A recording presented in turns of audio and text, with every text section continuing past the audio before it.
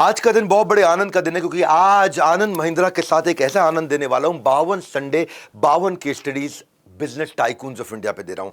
Business बनाना एक बात होती है, पर बिजनेस को एक साम्राज्य जिन टाइकून्स ने बनाया वो अलग बात है। ये 52 टाइकून्स 52 संडेज को हर संडे सुबह 8 बजे मैं आकर के दूंगा। नमस्कार, विवेक बिंद्रा बोल रहा हूं, founder and CEO Bada business dot com. Gita in action और टाइकून्स ऑफ इंडिया, ये दो सीरीज कभी भी नहीं छोड़नी है आपको। Welcome to the first episode, tycoons of India, brilliant minds behind the billions of dollar that they have created for the country. Business का मतलब बड़ा बिजनेस। और आज बात करूं ऐसे इंसान की जिन्होंने फैमिली वेल्थ पर ऐश नहीं बल्कि उसमें ऐड किया है।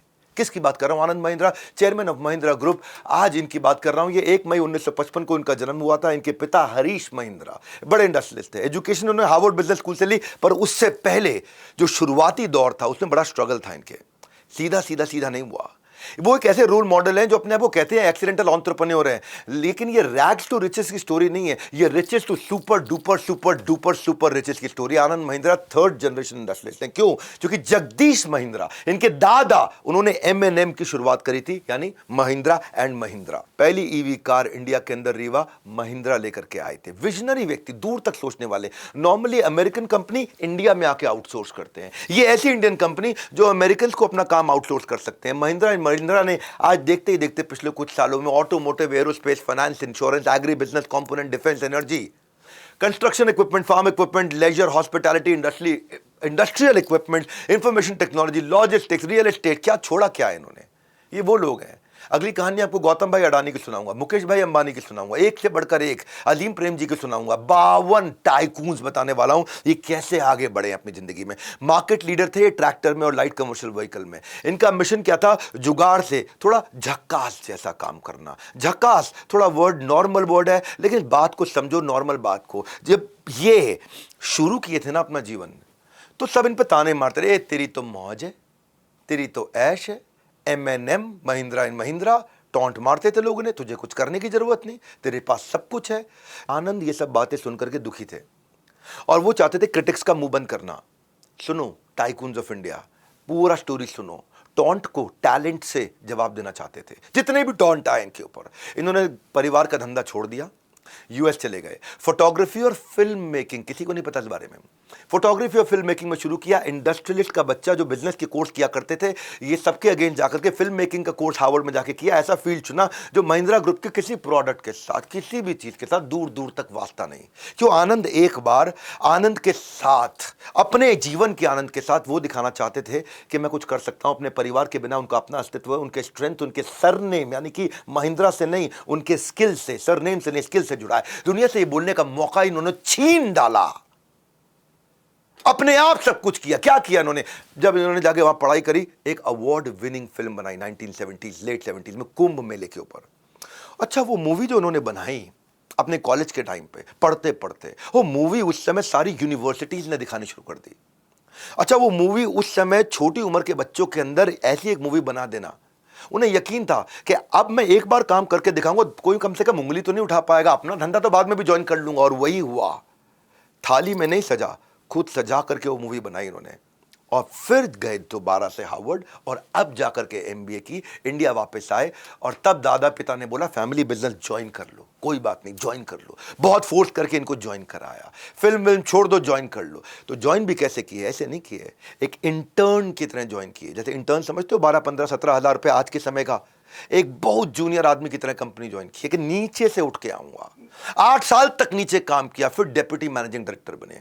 सारी जूनियर प्रोफाइल्स में काम किया। डेप्यूटी मैनेजिंग डायरेक्टर, 1997 में मैनेजिंग डायरेक्टर, 2001 में वाइस चेयरमैन, 2012 में जाके चेयरमैन बने। अपने आप को प्रूव करके लगातार इनकी लीडरशिप में कंपनी की वैल्यूएशन 3 गुना बढ़ी। पिछले 10 साल में 213% से ज्यादा पॉजिटिव रिटर्न दिए। लोग बड़बड़ करते रहे, ये आगे बढ़ते रहे। लोग बड़बड़ करते रहे, ये आगे बढ़ते रहे। इन्होंने एक नया जन्म दिया महिंद्रा को, स्कॉर्पियो का। स्कॉर्पियो उनका टर्न अराउंड था। वो टाइम पे महिंद्रा एंड महिंद्रा और आज का महिंद्रा एंड महिंद्रा, 1,20,000 करोड़ आज कंपनी का रेवेन्यू है, जो कि एक्चुअली 90s में केवल 1250 करोड़ का होता था। 100 गुना ग्रोथ हुआ। चमत्कार किया इन्होंने ये।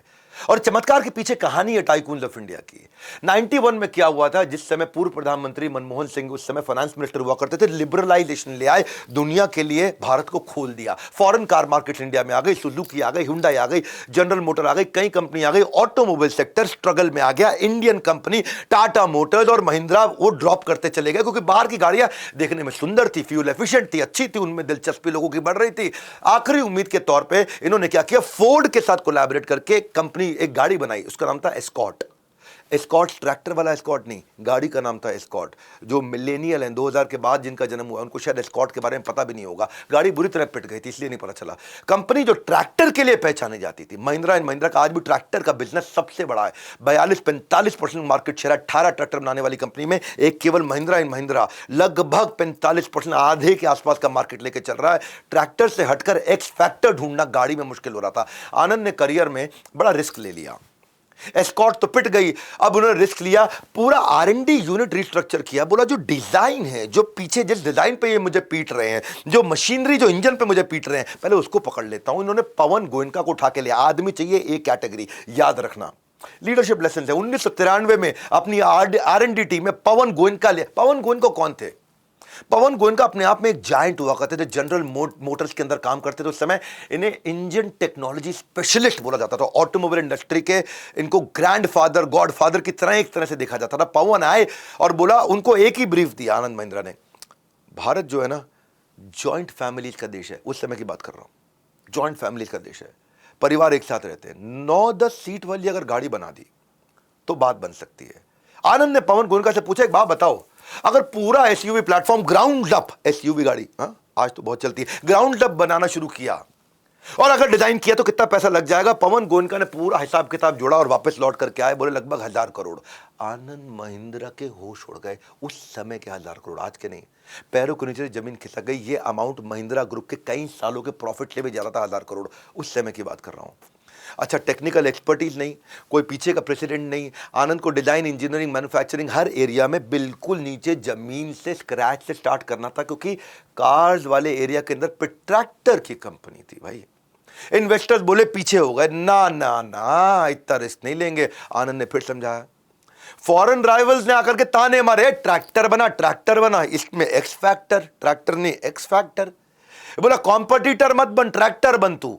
तो वो उनके डी ट्रैक्टर थे, उनका फैक्टर उनको नहीं बनने दिया, अपना एक्स फैक्टर लेके आए, उनके ओपिनियन को अपने ट्रैक्टर में बना के उनको वापस छोड़ाए। आनंद ने बोर्ड को कन्विंस करने में लग गए, पूरे बोर्ड को समझाया मुझे थोड़ा पैसा चाहिए। अल्टीमेटम क्या दिया बोर्ड ने, तेरे को चेयरमैनशिप से हटा देंगे, एमडी की पोजीशन से हटा देंगे अगर प्रोजेक्ट फेल हुआ, आखिरी मौका दे रहे हैं। ये कहते हैं डिनायल था मेरे अगेंस्ट, सब मेरे अगेंस्ट थे। अब जो इनोवेशन करूंगा ना वो असली सफलता देगा। पूरे के पूरे ग्रुप के बजट्स को इन्होंने क्या किया, जीरो बेस्ड बजटिंग। ये लीडरशिप फंड में सिखाता हूं मैं, जीरो बेस्ड बजटिंग क्या होती है, कैसे जीरो बेस्ड बजटिंग इन्होंने की। अपनी सैलरी तो 50% काट दी, लेकिन टीम को इतना इंस्पायर किया, खुद इतने इंस्पिरेशनल हो गए, टीम ने भी अपनी तनख्वाहें काटी, सैलरी कम करने को राजी हो गए, खर्चे कम किए, चीज़ों को बहुत लीन किया, वेस्ट को रिड्यूस किया। बहुत सालों के हार्डवर्क के बाद में स्कॉर्पियो 2002 में लॉन्च कर दिया। स्कॉर्पियो ने सारे, स्कॉर्पियो होता ना बिच्छू, सारे सांपों के मुंह बंद कर दिए। ये स्कॉर्पियो था।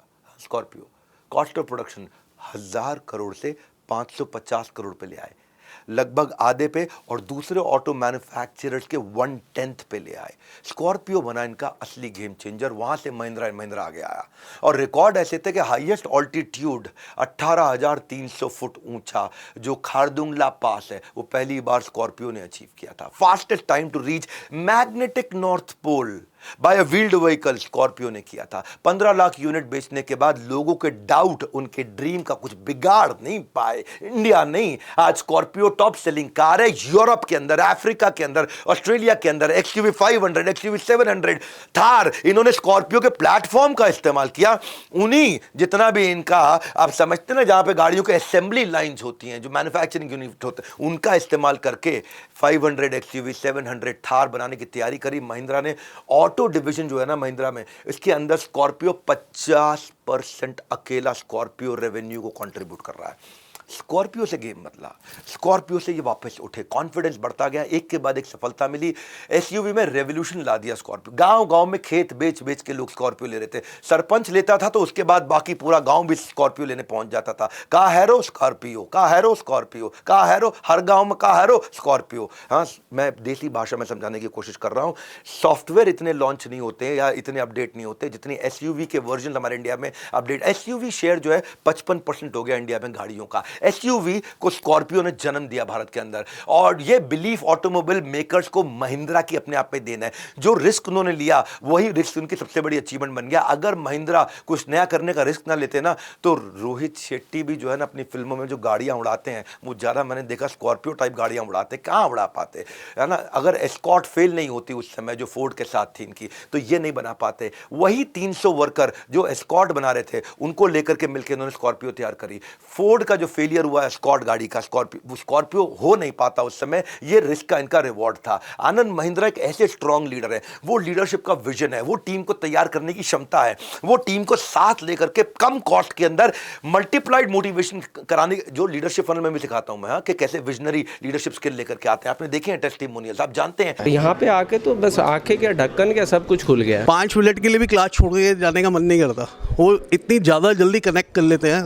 The connection part is very strong. जैसे हीरे को तराशा जाता है, ऐसे ही इस लीडरशिप फनल में आके आप अपने गोल को तराश सकते हैं। हम इनके अर्जुन हैं, या हमें युद्ध करना सिखाएंगे। आई रियली लव हिम यार, वो तो कोई डाउट ही नहीं है। मुझे तो इन्वेस्टमेंट करने से पहले ही फायदा हो गया। Best personality, the boss, man of honour. सारे क्वेश्चन का सॉल्यूशन मिल गया बिना पूछे। Vivek Bindra sir Harvard university, Oxford university, Pennsylvania university and IIMs में जो चीज़ें पढ़ाई जा रही हैं वो बहुत ही क्रिस्पी तौर पर वो हम लोगों को बता रहे हैं। लीडरशिप फनल हर बैच मेरा सुपर सक्सेसफुल होता जा रहा है। वहां हम product innovation, revenue growth strategy, financial acumen, team building, सब चीजें सिखाते हैं। और हम लोग ना स्ट्रैटेजी शीट भरने आया करो, 3 दिन निकालो और स्ट्रैटेजी शीट भरो मेरे साथ बैठ के। अपने हाथ से कोचेस के साथ बैठ के स्ट्रैटेजी शीट भरवाऊंगा कि आपकी कोर वैल्यूज क्या है, मैन पावर कैसे आएगी, वैल्यू एट रिस्क क्या है, आपके लिए 5 पीस ऑफ स्ट्रॉन्ग रिफॉर्मेशन क्या होंगे, पायलट मार्केट कैसे जाओगे, नया product, high performance. Anand Mahindra जैसे लीडर, डेकेड्स में ऐसे लीडर्स मिलते हैं। लेकिन क्यों डेकेड्स में ऐसे लीडर्स मिलते हैं? वापस आनंद महिंद्रा के पास चलते हैं। विजनरी, फ्यूचर ओरिएंटेड थे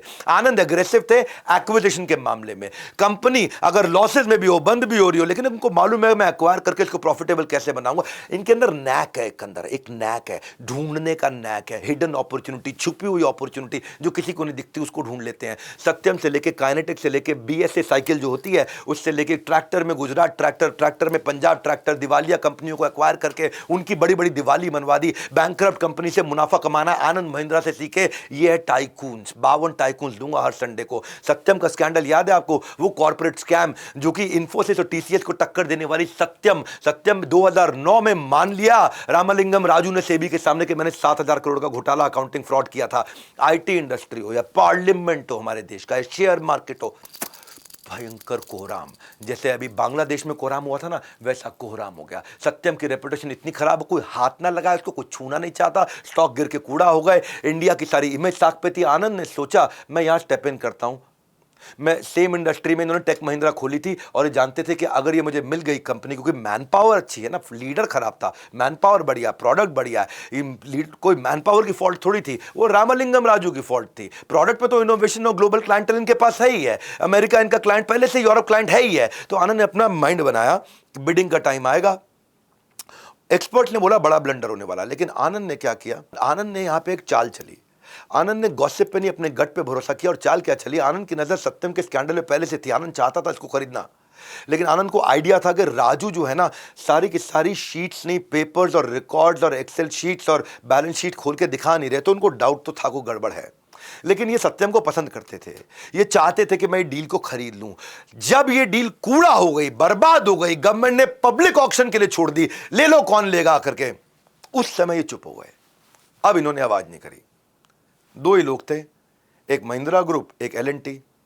महिंद्रा चुप था। आनंद, सुनना, ये चालाकी पकड़ना, फटाफट से सुनो मेरी बात को। आनंद महिंद्रा एकदम शांत, इसको क्या बोलते हैं, जैसे वो गेम खेलते हैं ना ताश के पत्तों में, पपलू, क्या पता नहीं कौन सा गेम होता है, जिसमें चेहरे पे एकदम कोई इमोशन ही नहीं आना। ये बिना इमोशन के चुपचाप बैठ गए। अब एल&टी को लगा अकेले में हम ही हैं, और तो कोई आया नहीं, हम खरीद के ले जाएंगे। एल&टी ने क्या किया? एल&टी अग्रेसिव बिडर हुआ करता था, पर यहां पर जब एल&टी को लगा और कोई है ही नहीं, छोटी बिड मारते हैं और सस्ते में खरीदते हैं। एल&टी बाजार में उतर कर क्या है, एल&टी ने कोट किया 45.9 पर शेयर। एल&टी ने रेट कोट कर दिया क्योंकि एल&टी के पास तो और कोई है ही नहीं, मैं ले जाऊंगा उठा करके।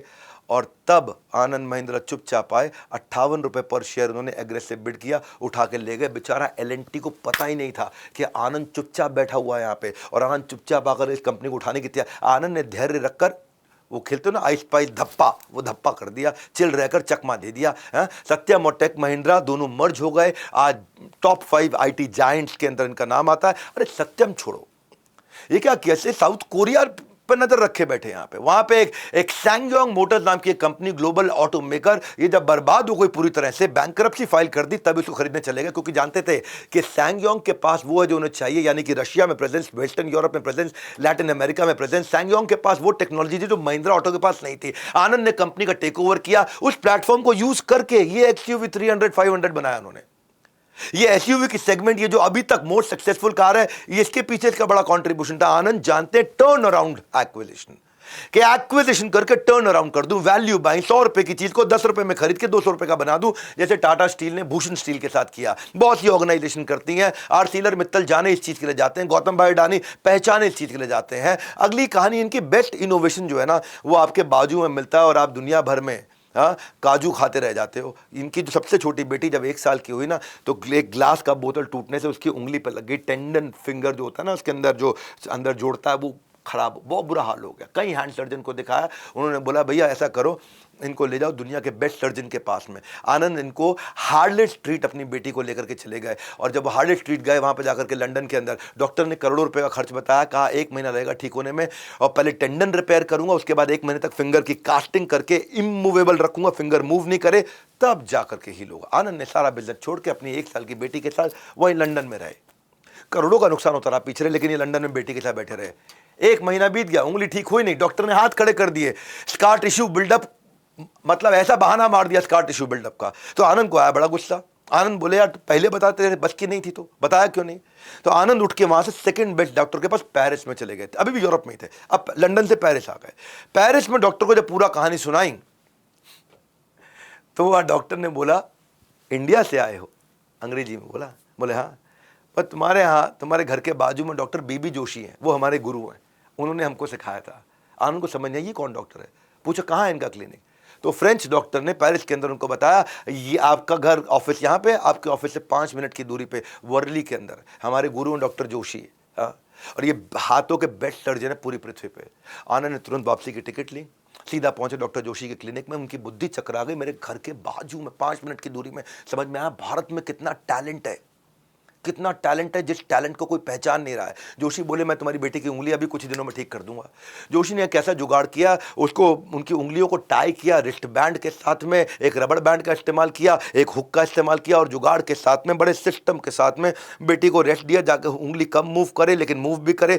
आज वही बेटी उनकी 33 साल की, जिसका पूरा हाथ कट सकता था, उन्हीं उंगलियों से पियानो बजाती है।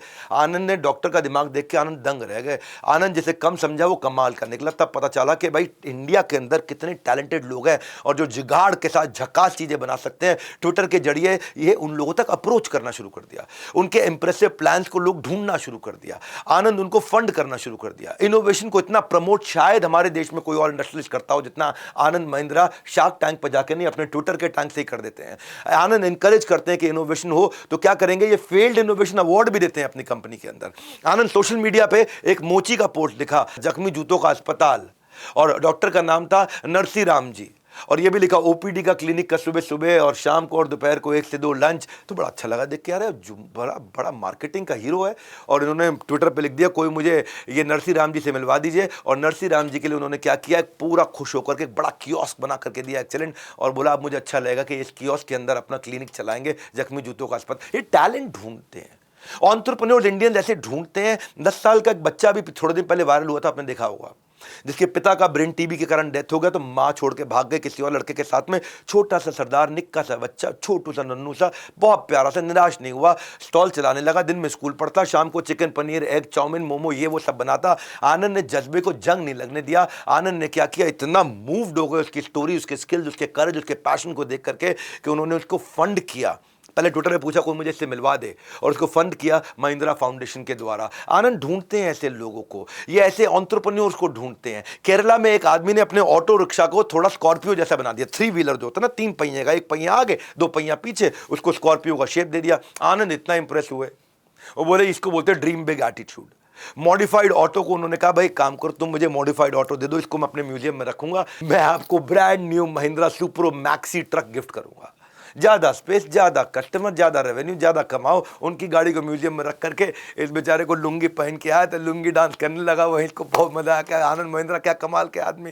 ये 34 साल की एक सिंगल मदर कर्नाटका में थी और उसने क्या किया, उसने इनकी अपनी महिंद्रा बुलेरो उसको फूड ट्रक बना दिया और वहां पे नॉर्थ कन्नड़ डेलिकेसीज वहां बना बना के बेचा करती थी। इन्होंने क्या किया, इन्होंने कहा इसको फंड नहीं, इसके बिजनेस में इन्वेस्ट करता हूं। उन्होंने उस लेडी ने इनकी कार चलाई, इन्होंने इनका कारोबार चला दिया और ब्रांड न्यू बुलेरो भी दे दी। एक और क्यों दे दी, बोला इस वाली बुलेरो के अंदर आप बिजनेस कर रहे हो, मैं इन्वेस्ट करता हूं वो एक, लेकिन एक बुलेरो और देता हूं ताकि दूसरी ब्रांच भी खोलो और उसके बाद आप आगे बढ़ते चलो। कहीं से स्टार्टअप्स में आनंद महिंद्रा ने इन्वेस्ट किया। आनंद महिंद्रा स्टार्टअप्स में इन्वेस्ट पैसा कमाने के लिए नहीं, इनोवेशन को बढ़ावा, वो कल्चर, वो देश के अंदर जज्बा, वो देश में आज जो लोग वीडियो छोटे छोटे गाँव शहर के अंदर मेरे वीडियो देख रहे हैं, ये इंस्पिरेशन देने का मेरा पर्पज है। 52 हफ्ते, 52 केस स्टडी, वापस आ चुका doctor Vivek Bindra, come back with super bounce back. Anand Mahindra का मोटो था कोई भी अच्छा business idea lack of funding के कारण फेल ना हो, मैं लैक ऑफ इंफॉर्मेशन के कारण आपको फेल नहीं होने दूंगा। आप सब्सक्राइब जरूर करा करिए, आप ही का फायदा, किसी और का नहीं, इसलिए बोल रहा हूं। सोशल मीडिया का इफेक्टिव यूज करना इनसे सीखे। अगर कोई बोलता है ट्विटर पे मैं टाइम वेस्ट नहीं करता, तो ये कहते हैं ट्विटर पे टाइम वेस्ट नहीं, टाइम इन्वेस्ट होता है। अगर कोई सीईओ कह रहा है कि ट्विटर पे टाइम वेस्ट होता है, तो ये कह रहे हैं ये कस्टमर को नहीं पहचानता, R&D को नहीं पहचानता, टैलेंट को नहीं पहचानता, इंफॉर्मेशन गैदर नहीं कर सकता, ब्रांड बिल्ड नहीं कर सकता, एडवर्टाइजिंग नहीं कर सकता। ये ट्विटर का सही इस्तेमाल करते हैं और मैं पूरी तरह इनसे एग्री करता हूं। सोशल मीडिया के ब्रांड को कस्टमर से जैसे कनेक्ट करता है, वैसे ही मैं इन 52 केस स्टडीज के द्वारा आपकी बिजनेस की लर्निंग को आपसे कनेक्ट करूंगा। मैं इन कनेक्शन को स्ट्रांग बनाते रहिए, यूट्यूब खोलते ही मेरे चैनल पे आते रहिए। आनंद महिंद्रा ने सोशल मीडिया से शेयरिंग का एक नया मॉडल निकाला है, इंस्पिरेशनल स्टोरीज, थॉट, वेल्थ और टैलेंट को हेल्प किया है। जब आनंद इतना कुछ शेयर कर रहे हैं तो आप इस वीडियो को शेयर करिए, फायदा आपका है और जो देखेगा उसका भी है। शेयर करने में फायदा न केवल आपका बल्कि पूरे समाज का। इस कहानी को जितने लोगों तक पहुंचाएं और सबको बताएं कि 52 संडे 52 टाइकून से मैं आपको इंस्पायर करने आऊंगा एज अ ग्रैटिट्यूड। इनको आनंद महिंद्रा जी को धन्यवाद करने के लिए, उन तक ये वीडियो अगर हो सके तो पहुंचाने के लिए आप सबका हृदय की गहराई से वर्ल्ड के नंबर 1 एंटरप्रेन्योरियल यूट्यूब चैनल को सब्सक्राइब करने के लिए बहुत बहुत धन्यवाद।